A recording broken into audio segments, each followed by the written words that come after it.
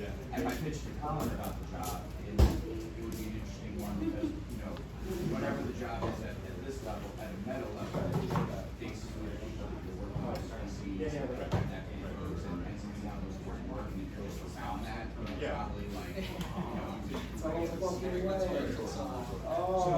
I just didn't want to like get up and sort of like, maybe say, well, I'll wonder why he's like so long. They wanted someone who would come into the office and so like the VP sales is this guy from James. I don't know him, I'm friends of mine. I don't know that he's kind of the guy that like you're like, I want to draft off this person for the next one. Right. Definitely Jim McVeigh is the guy, like he's the guy who founded it. It's SYNDX. Of like different types of coffee. And ostensibly it has I would think this would be hurricane. Yeah.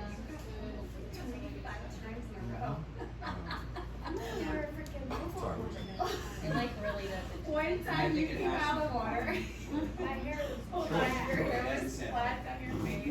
And I always was one arm for the second arm to go. I was going to look over. I was like, one more go on.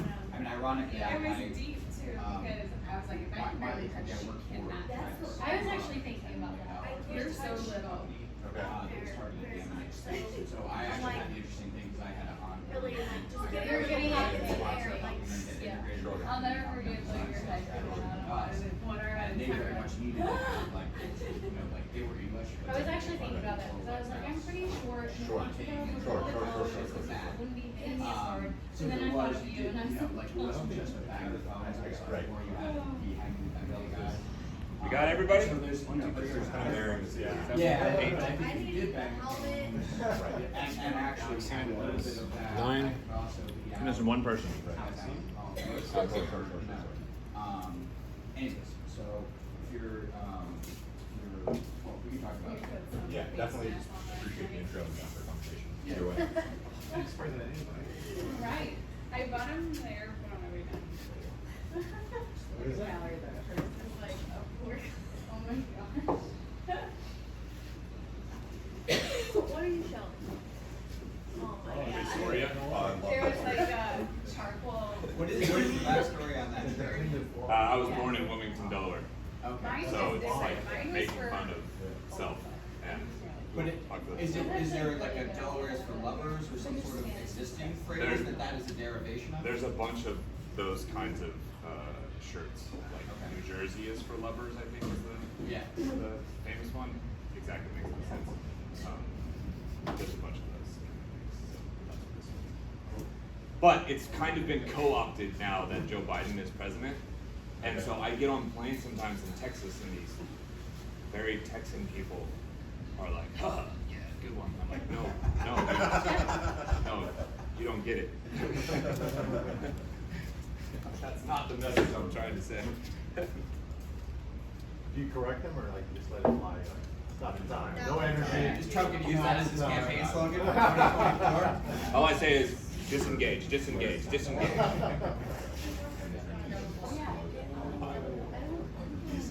Dude, like I've never car started fucking and then pulled over and got like a 20. All right, we're just get started. She'll be here. So I'm gonna do a kind of quick and dirty exercise with all of you. I'm gonna talk about 5 fatalities and 3 milestones. And there was some requests from the group before when I sent out a little survey about what kind of things people want to hear about. Talk a little bit about value, talk a little bit about objection handling, talk a little bit about pain, urgency, and all this different kind of stuff. So I hope that this encapsulates some of that.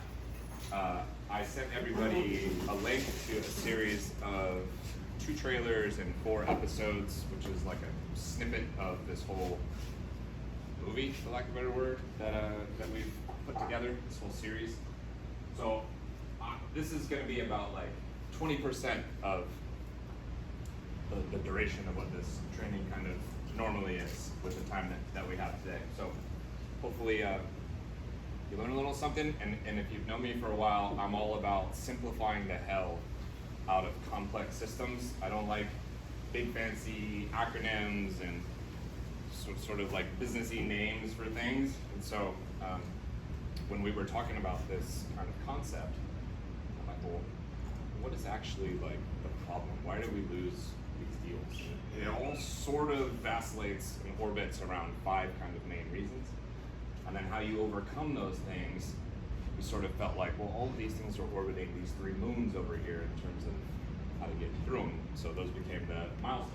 So I already told you yesterday about how almost everybody is missing quota. 30% of sellers effectively hit it. That's from Salesforce, that's not from Scott's research.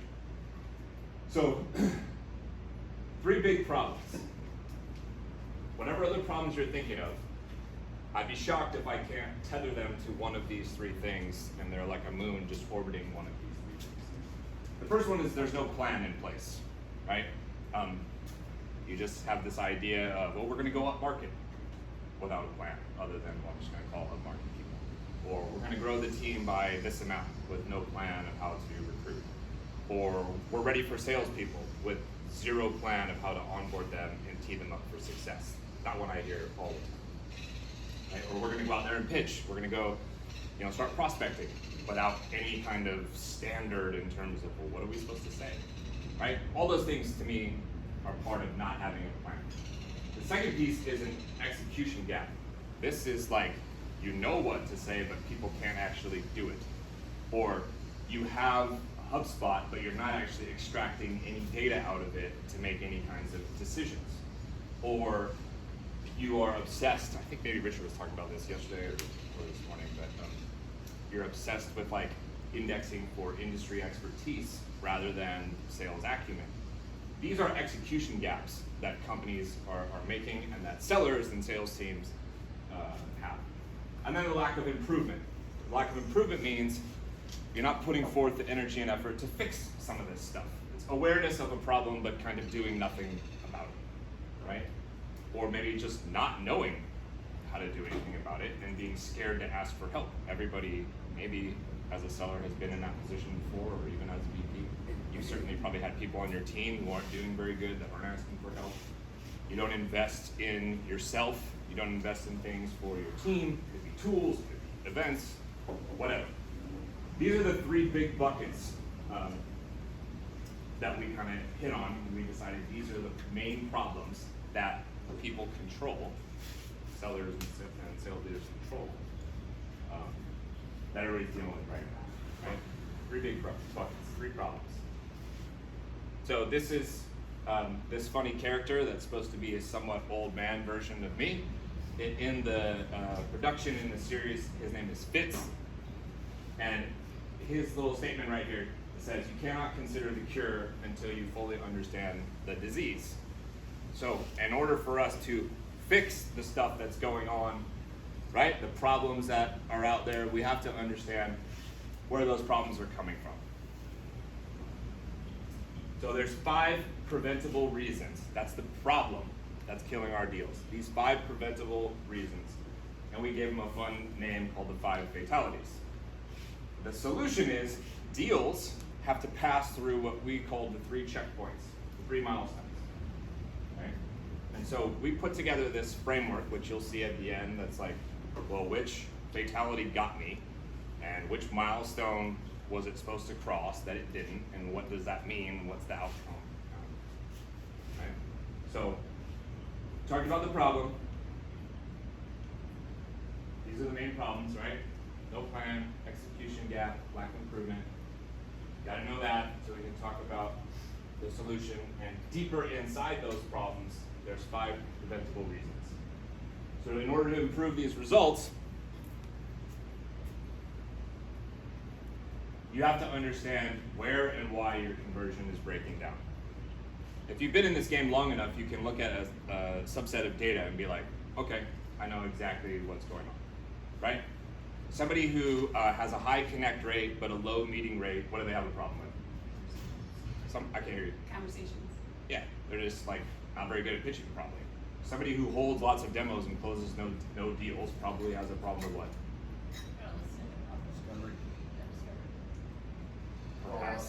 relevancy and urgency. Urgency for sure would be one. Okay. So we're going to go through at the end this fatality decision tree, and then this monthly sales postmortem. You can steal these, use them yourself, use them with your team. Totally cool with me. Someone's gonna steal it, so might as well. Yeah, no shit. At least we paid you something. That's right. Yeah. At least you kind of bought it, actually. Pavilion. Good point. Yeah. So the overall goal here is obvious, but we want you to convert a higher percentage of the prospects you should be closing. This "should" word is very important, because one of the things that we're all tempted to do when business is not going very well is take bad money. Oh, this person's willing to pay me. Fuck, I don't want to work with that person. And you take the money anyways, and it causes a slew of problems. This is a huge problem for people like Amy, Alexine, me, Richard. Totally derails us, right? For leaders and software companies like Jeff, for example, if he takes on bad deals, those deals are going to be a pain in the neck, cause massive issues for support, probably have a high probability of churn. Anybody that churns is likely to say something negative out there in the ether. That affects our ability to get new deals easier, right? But that's our goal, is to convert more of the prospects that we should be closing. So, here we go. 5 fatalities. In no particular order. Timing. This is the belief that prospects have. This is not the belief that sellers have. Belief that prospects have that it's not the right time to invest or take any kind of action, and that other priorities take precedence.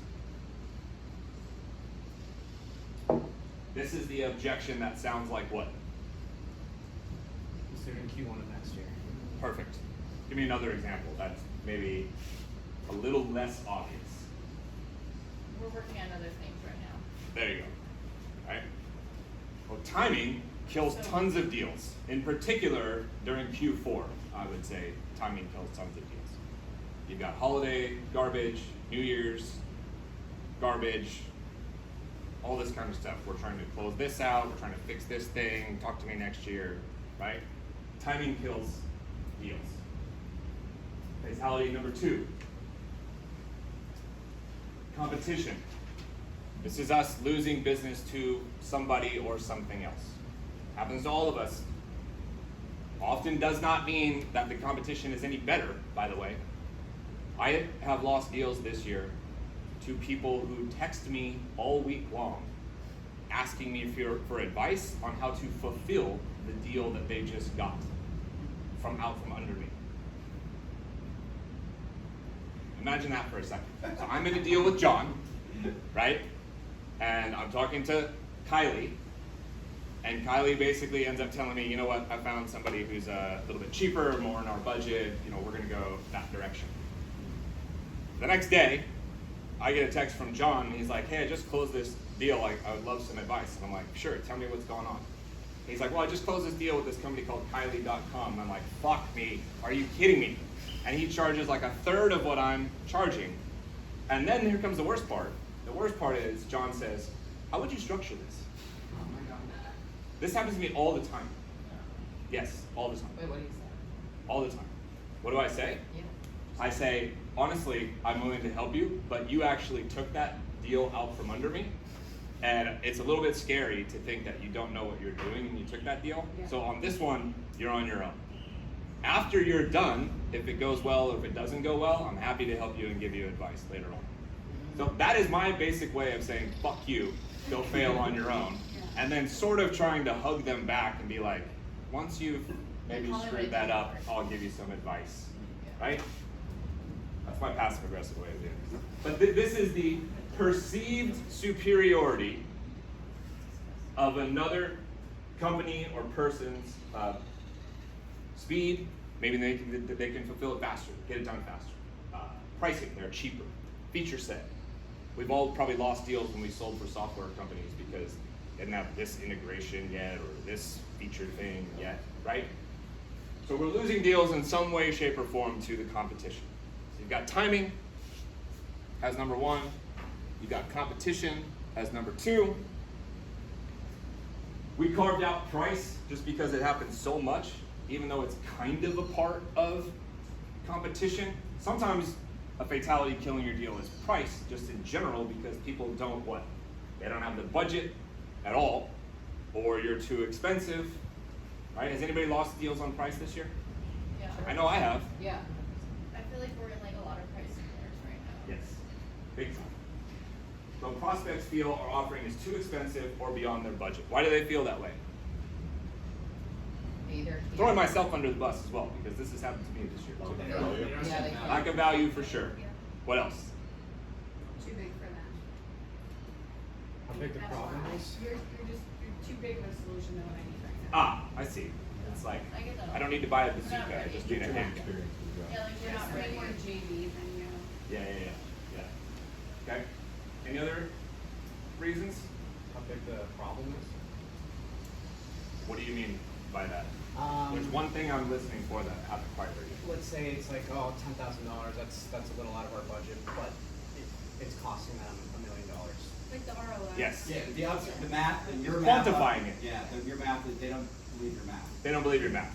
That's a good way to phrase it. Yeah. Or like they offer. Well, they're like, okay, we're gonna pay Scott $100,000, and I don't believe that we're gonna get $1 million back based on this, right? It's that lack of belief around the price making sense for them. Or like it's good enough. Fourth one is trust. Trust is skepticism about the seller or the company, just in general. What things destroy trust about the company? Let's start there. Social, for example. Somebody gets lit up for bad practice of leadership, management, treating employees or whatnot.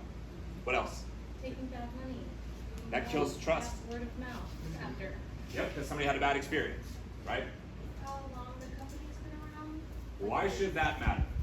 Like if it's brand new, somebody might feel like, whoa, I need them to kind of prove themselves. Yep, I believe you. That's part of this. But do you think that should matter? Actually, No. it shouldn't. But that is definitely part of it. I agree. Brand new versus how long somebody's been around.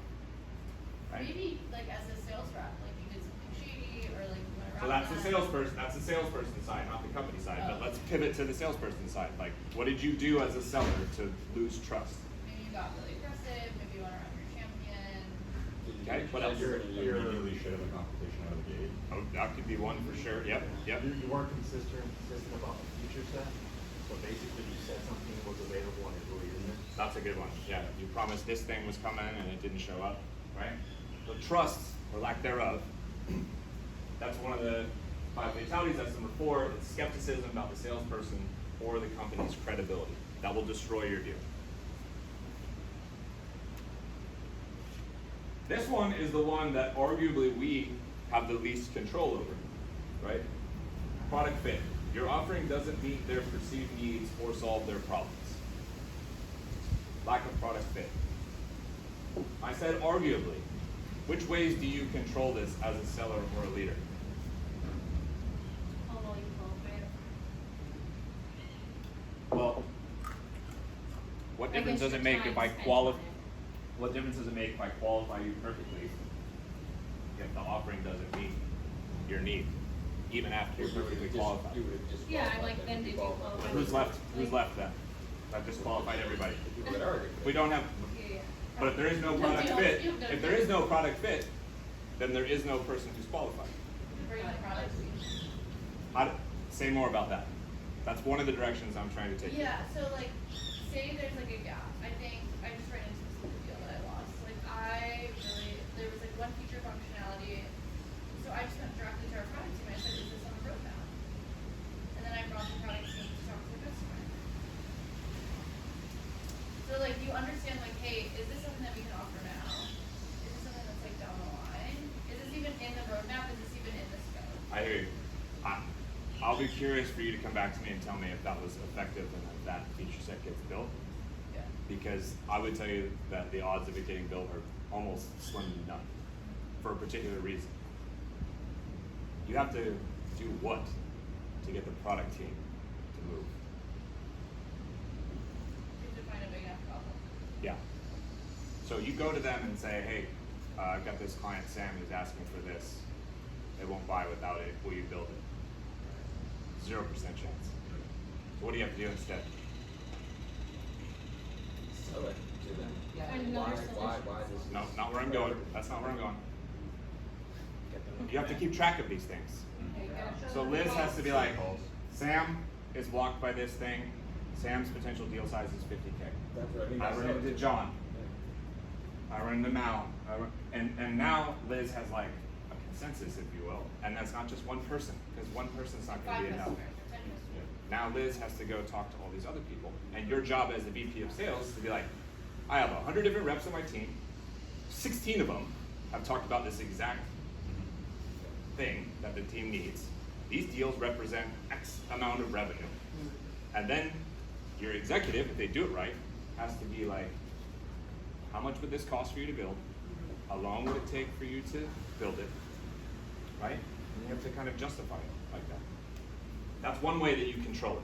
That's when you're already there. What's another way you control it?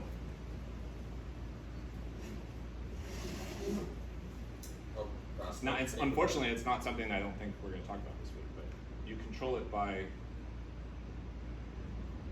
Challenging the way the prospect is thinking about their problem, helping them see No. it in a new way. No, this is actually not. This is not something that I'm thinking of in terms of what you're supposed to do once you're on the phone with prospects. It's way before that. It's essentially, why did you go work there? Why did you go work there? Oh, you're talking about like, should you be, like, you should be Should you be evaluated. selling What's your bullet point yesterday? Really There are a not ton Did of you shit. choose No, the it's wrong just solve There's a it. ton of shit companies, Yeah. right? So you actually control product market fit a little bit. Because you signing up to go work at this place, you're saying that you believe there's product market fit. Therefore, you're going to be able to sell it. But lots of places don't have product market fit. So they're actually asking you to find product market fit. And that's a big problem when you're a seller or a sales leader. So you have some element of control here. Not all of it, I don't think, but you have some. You got to decide when you came there. You can do things once you're there, like, talk through the accounts that have certain things that they're missing and how much those are worth, and how long that will take to fix and all that kind of stuff. Right? So hopefully this fatality doesn't show up as much if you've done a good job vetting a company beforehand, and once you're inside, you do a good job of keeping track of feature requests, integration requests, anything product related, and involve other people other than yourself. No product team ever in history has fixed something for one person, even if the dollar sign is big enough. Those are the 5 fatalities that we identified. So these simple problems should have simple solutions. Instead, what do we typically love to do as salespeople? We complicate things. Give me a couple ways we complicate things. Maybe you'll at least start discounting Discounting complicates things, 100%. What else? I think just bringing too many cooks to the kitchen. Yep. Too many silos, too many handoffs, too many people involved in the deal, that complicates things. What else? What about the things that you actually sell? The packages that are up there. How you sell it. Is it 100,000 different items and all of them a la carte and they have to garble their own kind of package together? Do you have 5 different packages instead of 2 or 3? What about how you demo the product? How many of you have been told or taught by somebody to show all of these different things, and in the back of your head you've been thinking, I don't think I should show all these things during the demo? At least one person, right? This is how we complicate stuff. So you got the discovery phase, then you have to go to this diagnosis phase. Okay? Then there's obviously the demo, and then there's the decision.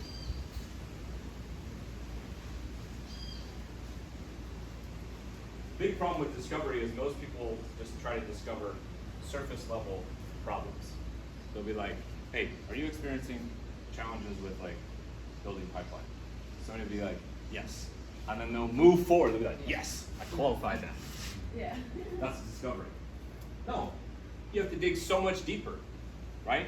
You have to really try to get in there and diagnose and understand, okay, you have a problem with more pipeline because of X, Y, Z reason. You've tried 1, 2, 3 things. Those didn't work. Have you thought about this? Have you ever tried this before? Oh, you have, with so-and-so. What didn't work? Why didn't that succeed? Have you thought about trying it again? How come? Why now? That's all diagnosing. That's deeper discovery. What it's not is what I like to call a feature preacher. You know what that is? That's a person, which is a lot of times founders in the beginning, that just thinks every single thing that they have built is the cat's meow. Every single feature, every single thing that this product can do, and you think that the product is actually going to win you deals. I personally have never been blessed with selling anything other than dope, where the product itself sold itself. What sells stuff? Us, right? We do. The stories that we tell, the way we understand people and listen to people, the arguments that we craft and make, right? You're gonna have to zoom in a little bit. This is the biggest I can make it to fit on one screen. Will you send this out? Yeah. Is this what you said before, Scott? No, it's different. So, our prospects don't care about our stuff. This is the tree.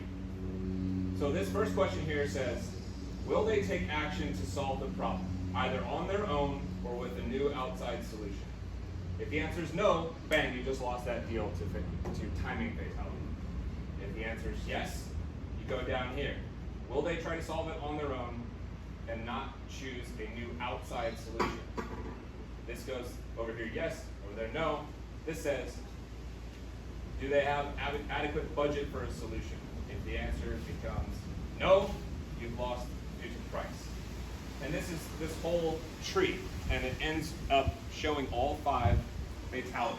It's a very simple framework to look at for yourself and for your teams, if you have a team that you're managing, and just ask people to go through. Everybody does these like deal reviews and whatnot, right? Has anybody been through a deal review that is actually this simple? What does a typical deal review look like? Say it one more time. Like a huge group of people in all the departments, and we go through like every single step of the deal cycle, and we talk through like where we had our misses, and we make a lot of assumptions, and we didn't generally never even like really got a lot of feedback from the customer. It's also usually like very feature heavy. Yes. Right, go ahead. So ours, we just go through like our Salesforce, and it's like, what's the compelling event? What's the business value? Like, what's timing? What are the objections? What are the red flags? So like a lot of this, like we just like go through every week in our like our team meetings and understand like, is this a real deal or not? And then we have like a quick talk where we check boxes, like is the decision maker involved? Is the partner involved? And we like kind of go through. So it's, I'd say it's very similar to that. And then we kind of like poke holes to understand like, okay, you have no compelling event. Like you don't have. Well, maybe that's why Salesforce is one of the biggest companies in the world, because they do a pretty good job of it. Yeah. I'm not sure. Most deal reviews that I've seen other people get put through are much more closer to what Alexine is talking about. And you can see after about 3 minutes, the rep's eyes gloss over, and they just really don't want to be there anymore, because they're not getting anything out of it. When you get feedback, in particular critical feedback, how many points can somebody make before you start to tune out? For me, it's about 2. After the second thing that you've told me that I'm doing wrong or I need to fix, I'm not hearing numbers 3 through 43. I'm incapable. And I think most people are actually incapable of focusing on all that stuff. So part of the point of this is just to be like, where are the majority of your deals kind of falling out? Cool, let's work on that one. Let's fix that thing only. Nothing else. Don't worry about anything else. Until this one over here, we stop running into.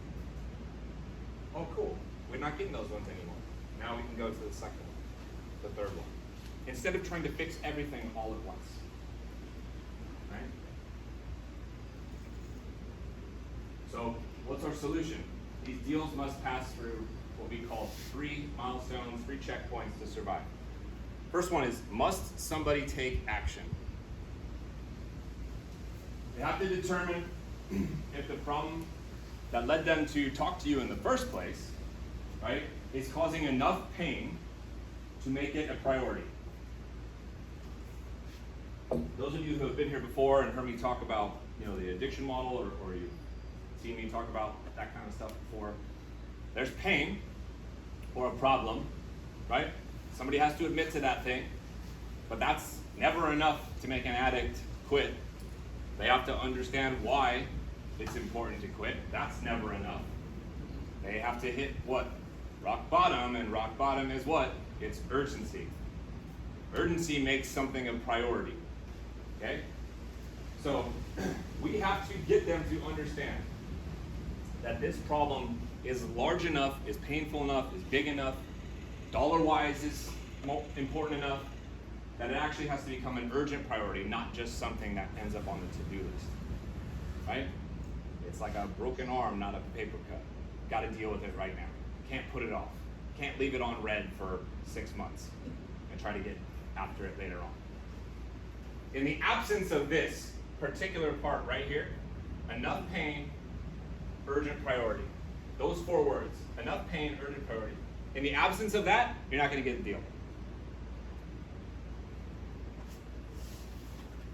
If there's actually 4 words that this whole entire speech could be summed up with, it's enough pain, urgent priority. You have to get people through that milestone, through that checkpoint, in order for a deal to close. Any kind of deal.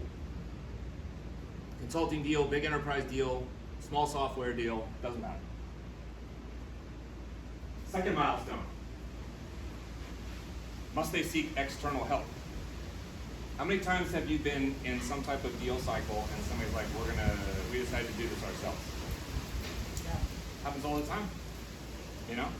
Shit. Some companies are like, oh yeah, we're gonna build a CRM ourselves. I have worked as a consultant with multiple companies who literally built their own CRM because somehow Salesforce or HubSpot or whoever didn't do a good job selling to them. And they thought, you know what, we can do this better on our own. As a ops consultant, you've definitely run into that before. Somebody's like, oh, we have somebody over here. We have this person who's really interested in this kind of stuff. So we're gonna let them kind of fuss with it. She's real good at Salesforce, right? I hear that shit all the time with what I do. What makes them think that they have not been able to solve this problem so far? What makes them think that now that they've had a conversation with us, they're gonna be able to do it? Cool, they realize there's enough pain that's an urgent priority. But why do they think suddenly they can do it themselves when they've never done it before? So we have to make sure that when they're going through this thought process and they're trying to determine if their current resources are sufficient in solving the problem without outside help, that the answer is no. How do we do that? Can anybody give me a quick example? So just to make sure we're on the same page. Yes. Go ahead. What's plan B? Just ask them. Oh, plan B is Richard's gonna handle it. He's been here for 3 years. He's like super crafty. He'll figure it out. What have you done in the past to try to solve for this?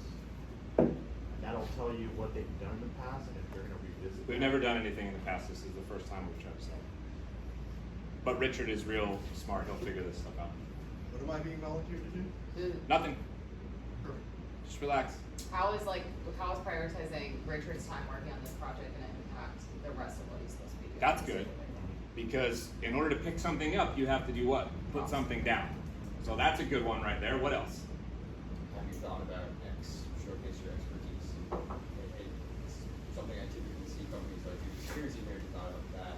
What's your plan for that? I think you're on the right track. How would you rephrase that question to make it sound like less salesy and be a little bit more direct? Does it matter if it doesn't work? That's a real direct way. Yeah. You got so much more. Yeah.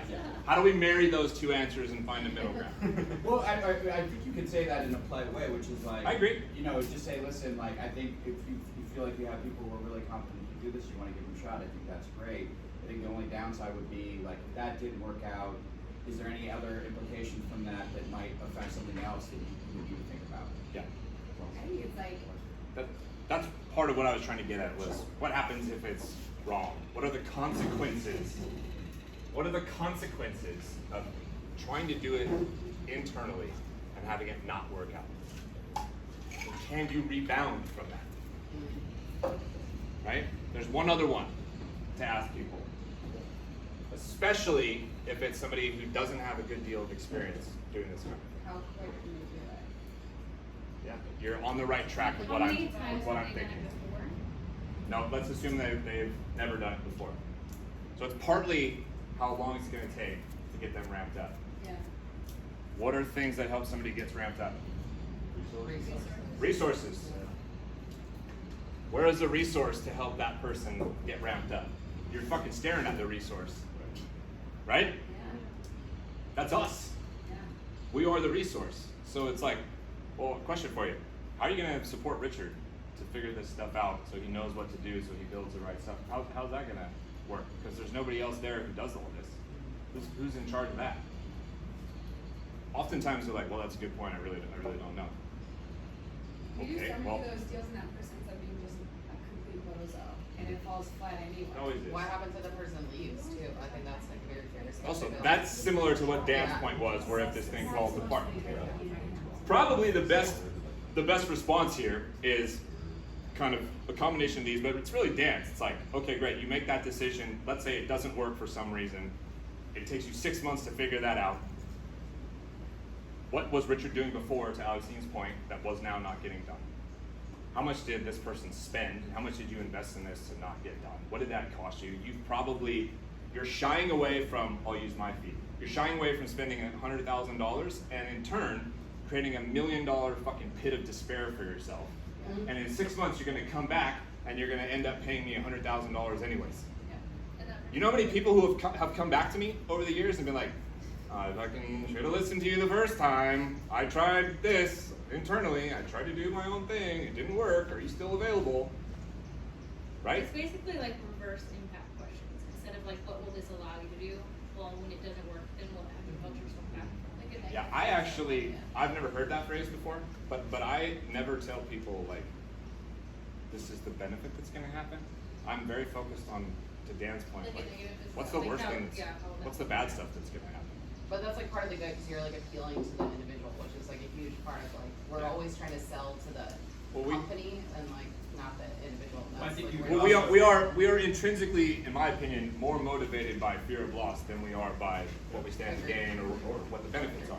And I think people are more concerned when they, like, I always assume everything's going great for people, and it forces them to tell you why it's not going great. And like, so if someone was to come and say, well, I think we have someone who can do it, like, that's amazing. You know, like, I think, assuming you feel like, you know, you cover these 2 or 3 things that, you know, that's great. Good luck. Well, not good luck, but, you know. Good luck, yeah. Good luck sounds You can throw that in at some point. I see that sometimes. I'm like, good luck with that. No, but I think more, yeah, anyways. I like that though. I So- like to leave the deal first. I get that sense. I'll leave them captain. So Well, it's also important to leave a deal first to protect your own mental health. yeah, for sure. Right? I don't want to get broken up with all day on the Yeah. phone. I'd rather be the one breaking up, right? Yeah. Milestone 3. Now it's finally about us. Is do we have the best solution? We have a solution, but why is it the best?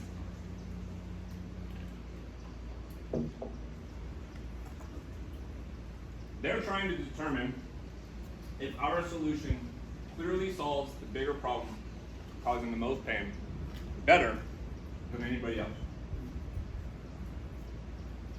How do we communicate that we're better than our competition, other than saying we're better than our competition, and other than crapping all over our competition? Somebody other than Liz. Thank you. I'd say Go ahead.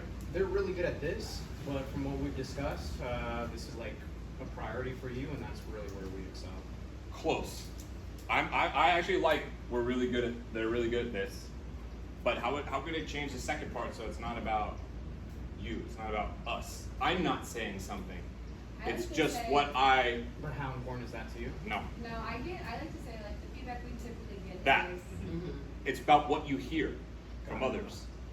So I'm not crapping on John. I'm just telling you everybody else is crapping. Yeah. It's that way. Art's company, what I hear is they're really good at this. But what I also hear is they've got some challenges in these particular areas. And then the big key is that's why so many people are coming to us. And now it gives me a chance to kind of very briefly kind of pump us up just a little bit, right? This thing that John's not that good at. What we hear from everybody is that's one of the things that they love about us the most. As a reminder, here's how we do that particular piece. Go ahead. Well, and I also think, I mean, coming from maybe a little bit outside the SaaS space, the more you also think about how they process the problem, like how they frame it or how they describe it themselves, the more your solution is aligned with how they internally think about it, you can have an inferior product, but in their own perception of it, because the way you described it was specific to the problem that they have versus generically what your product does, you can win just based on, you know, the just be more reflective of how they think about the problem. The way I think about that is most people are actually not looking for an answer to solve their problems. They're looking for you to agree with how they already think their problem should be solved, just to validate it. So that's how I think about what Dan just said, and tailoring, like, okay, this is how these people think about it, so I have to present everything in such a way that I'm kind of validating how they already think about it, and then they're like, yes. Well, the specific analogy I was giving my job, which is like we would work with Hugo Boss to translate their website into Spanish and Italian. Hugo Boss is not hiring us because they want to buy translation. Hugo Boss is hiring us because they want to sell more suits in Spain and Italy. And to the extent that I can explain how what I do helps them sell more suits in Spain and Italy, they're super interested. To the extent that I tell them how an amazing translation company they can give a fuck. Yes, right. And so I think that, you know, that's the difference. Yeah, that's the crux of it. Okay, so the 3 milestones again. And you're not going to close deals, in my opinion, without going through all 3 of these. Must they take action? Must they seek external help? And do we have the best solution? This is the monthly sales post-mortem. So these are the 5 fatalities right here. And then this says deals lost in terms of number. So you're supposed to fill in like how many deals you lost by each one. Okay? This is the milestone connected to these fatalities that somebody has missed. Okay?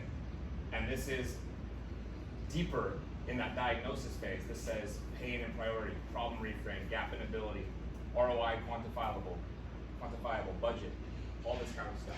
Right? That's what we call the progression pathway. If all of you remind me, I'll send this to you and you can get everything you kind of need. But it's a real simple, easy way, I think, to prescriptively show yourself and your sellers what's busted and why you're losing deals. Okay? 2, 5, 6, 15, 7. I got a problem with this one. So now you as a seller okay, I need to ask for help on this, or I need to study this piece more. You as a leader can look at that and be like, oh geez, Dan's really struggling with this thing. This is where I need to focus. Ignore everything else. Focus on this thing. And then they're all attached to these different milestones in these progression pathways, so it gives you a deep diagnosis of like, how do I fix myself? Or how do I fix somebody on my team? This is also useful, I think, too, because you could use this to guide even like marketing and like ideas. Like if you know for a fact, okay, we lost like 3 deals at milestone 2, and that's due to the fact that there weren't like quantifiable outcomes, or the fact that we've consistently seen that there's like a gap in ability of these individuals. Yeah. Then you choose case studies that are like, hey, we previously like had this like sales ops guy who was a complete fucking idiot, and then we brought him in and he didn't solve it, which pushed us back 6 months. Our CRM system's a complete mess. Took us 6 more months to clean up, so. You can do it with customer success as well. Yeah. Especially if your customer success org is one that's kind of like sales 2.0 as responsible for revenue and stuff like that, right? Because there's a million different kind of fatalities and skill set gaps in CS organizations. There's a lot of people still who are there because they're like a Nordstrom's customer service rep, and they don't have any skill set to actually upsell people and get in and diagnose like what's going on with people's business and quantify it and all that kind of stuff. So I'll leave you with this. Whoops. This is not supposed to be here. I don't know what's going on. The confused mind cannot act. And this goes back to you as a seller not overwhelming yourself trying to figure out why the fuck am I not closing deals, what's wrong, and being told a million different things that you have to work on and sort of being like, I don't know how to start. It's kind of like if you have a big list of projects at work and you're like, I don't know where to start. Or at home, I don't know where to start, right? And that's the killer for all of us in almost anything that we do, is when you feel overwhelmed, you don't know where to begin, and you end up doing nothing. And that's the worst place that you could be. And for a prospect that you're selling to, if we can't simplify things for them, right, and make them agree with these, go through these milestones and understand this pain and all that, they get stagnant. They get overwhelmed. They think, oh, this is complicated, I need more time. All these things elongate your deal cycle or ultimately lead to no's. So if you don't have frameworks being given to you, because unfortunately sales skills and other skills, it's not like democratized, meaning if you're in the right org, you're getting coached and trained on certain things. If you're in the wrong org, you're getting nothing. So you have to learn how to create some of these things or steal them and borrow them from people like me if this one resonates, right? To simplify things for yourself. And you as a sales leader, you have to know that all the people working underneath you, they're not gonna grasp all of the things.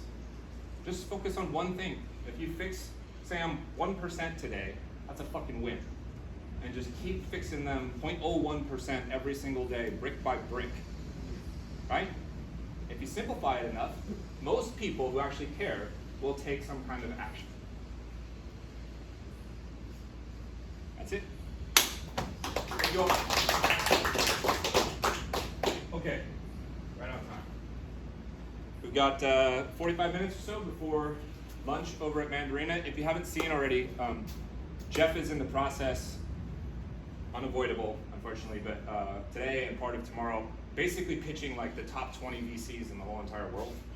And he's nervous, and he has asked all of us if we could just flip our phones off Wi-Fi when we go to Mandarina, so we don't use the bandwidth. He's texted me and Richard at least twice about this already.